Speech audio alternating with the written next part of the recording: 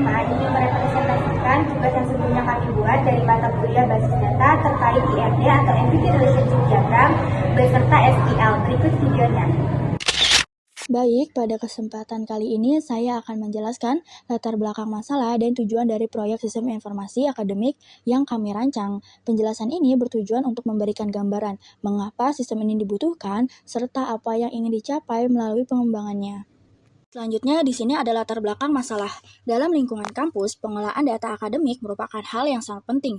Data seperti data mahasiswa, dosen, mata kuliah, jadwal perkuliahan, hingga nilai harus dikelola dengan baik agar informasi yang dihasilkan akurat dan mudah diakses. Namun, pada kenyataannya masih banyak sistem akademik yang pengelolaan datanya belum terstruktur dengan baik. Permasalahan yang sering muncul adalah terjadinya data ganda, informasi yang tidak konsisten, serta kesulitan dalam pencarian data. Selain itu, dalam sistem akademik, terdapat banyak hubungan yang kompleks, seperti satu mahasiswa yang dapat mengambil banyak mata kuliah dan satu dosen yang mengajar lebih dari satu mata kuliah. Jika hubungan data ini tidak dirancang dengan baik, maka sistem akan menjadi sulit dikelola dan berisiko menimbulkan kesalahan data. Oleh karena itu, dibutuhkan perancangan database yang terstruktur dan terintegrasi dengan baik menggunakan Entity Relationship Diagram atau IRD, model relasional, serta bahasa SQL. Dengan perancangan yang tepat, sistem database akademik dapat menjadi lebih rapi, efisien, dan mudah dikelola. Selanjutnya, di sini ada tujuan. Berdasarkan permasalahan tersebut, proyek sistem informasi akademik ini dirancang dengan tujuan untuk mempermudah pengelolaan data institusi pendidikan tinggi. Sistem ini bertujuan untuk mengintegrasikan berbagai data dari berbagai departemen, mulai dari tingkat fakultas hingga data teknis seperti kehadiran mahasiswa dan rekam jejak pembelajaran. Selain itu, sistem ini juga dirancang untuk mendukung pengambilan keputusan berbasis data yang terpusat dan akurat. Dengan adanya sistem yang terstruktur, institusi dapat meminimalkan risiko kehilangan data, meningkat efisiensi pengelolaan informasi, serta mempercepat proses pelaporan akademik secara real-time. Harapannya, sistem ini dapat menjadi solusi yang efektif dalam meningkatkan kualitas manajemen data akademik di lingkungan kampus. Oke, sistem informasi akademik ini terdiri dari 10 entitas utama yang saling terhubung untuk mengelola seluruh proses akademik di perguruan tinggi. Nah, jadi setiap entitas akan memiliki atribut-atribut spesifik yang menyimpan informasi penting, mulai dari data institusi, mahasiswa, dosen, perkuliahan, hingga administrasi keuangan. Nah, berikut penjelasan detail masing-masing entitas beserta atribut-atributnya.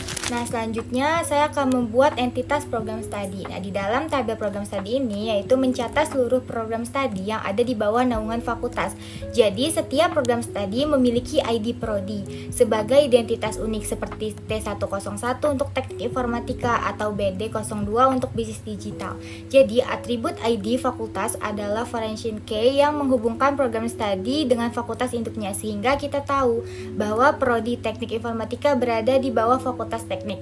Lalu ada nama prodi berisi nama lengkap program studi yang diselenggarakan. Lalu ada atribut jenjang menunjukkan tingkat pendidikan program studi tersebut. Apakah ada D3 untuk diploma 3, S1 untuk sarjana, S2 untuk magister, atau S3 untuk program dokter. Nah, terakhir atribut akreditasi ini menyimpan status mutu program studi dari BAN PT dengan nilai A untuk unggul, B untuk baik sekali, atau C untuk baik.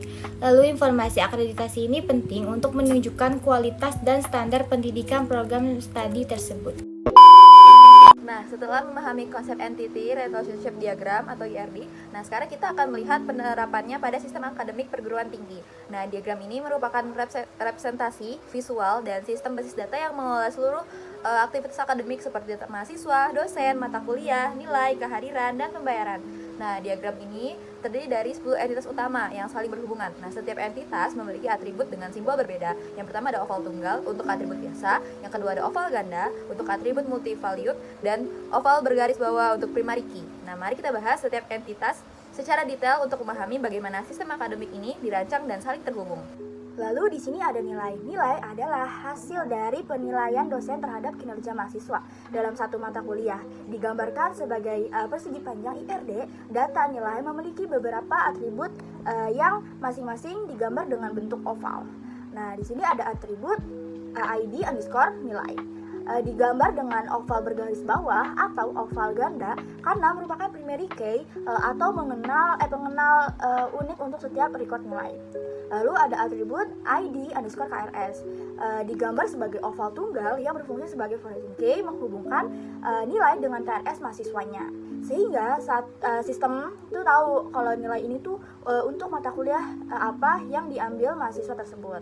Lalu ada atribut nilai underscore UTS, adalah oval tunggal yang berisi angka nilai ujian tengah semester, misalnya 75 atau 80. Atribut nilai underscore UAS juga merupakan oval tunggal yang berisi angka nilai ujian akhir semester.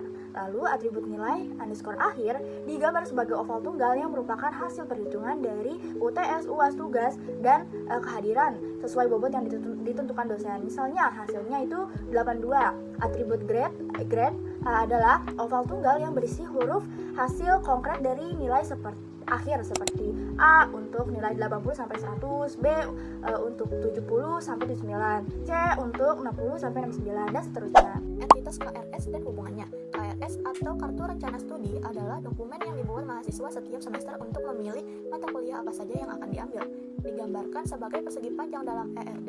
Di dalam KRS ada beberapa atribut yang masing-masing digambar dengan bentuk oval. Atribut ID KRS digambar dengan oval bergaris bawah atau oval ganda karena merupakan primary key atau nomor identifikasi unik untuk setiap KRS yang dibuat mahasiswa. Atribut NIM digambar sebagai oval tunggal yang sekaligus berfungsi sebagai foraging key yang menghubungkan KRS dengan mahasiswa pemiliknya. Atribut semester dan tahun ajaran adalah oval tunggal yang menunjukkan periode akademik kapan KRS dibuat, misalnya ganjil dan 2024 atau 2025. Atribut status approval digambar sebagai oval tunggal yang berisi status apakah KRS sudah disetujui dosen pembimbing akademik atau masih menunggu persetujuan. Biasanya berisi nilai seperti disetujui, menunggu, atau ditolak. Nah, setelah memahami konsep pembuatan tabel-tabel, kita akan melanjutkan pembahasan dengan mengimplementasikan konsep Entry Relationship Diagram atau ERD yang lebih lengkap ke dalam bentuk SQL. ERD merupakan diagram yang menggambarkan hubungan antar entitas dalam sebuah sistem database. Dan sekarang kita akan mempraktikkan bagaimana konsep relasi dalam ERD tersebut diterjemahkan menjadi perintah-perintah SQL yang konkret. Membuat tabel fakultas. Tabel pertama yang dibuat adalah tabel fakultas. Tabel ini penting karena fakultas adalah bagian paling atas dalam struktur organisasi kampus. Pada percobaan pertama membuat tabel ini ternyata ada kesalahan penulisan. Makanya muncul error yang bilang ada masalah di sintaks SQL-nya. Setelah diperbaiki, perintah create table berhasil dijalankan. Tabel fakultas ini punya 3 kolom. Kolom pertama namanya ID fakultas dengan tipe data INT, angka bulat yang dijadikan primary key. Artinya ini jadi mengenal unik untuk setiap fakultas dan pakai auto increment, jadi nomornya naik otomatis. Setiap kali ada fakultas baru ditambahkan. Kolom kedua adalah nama fakultas dengan tipe varchar 100 yang bisa menampung teks sampai 100 huruf dan diberi aturan not null yang artinya kolom ini wajib diisi, tidak boleh kosong karena nama fakultas itu informasi penting. Kolom ketiga adalah dekan dengan tipe varchar 100 juga untuk menyimpan nama dekan yang memimpin fakultas tersebut. Tabel ini berhasil dibuat dalam waktu 0.202 detik dengan pesan query OK 0 rows affected, yang artinya struktur tabelnya sudah jadi tapi belum ada datanya.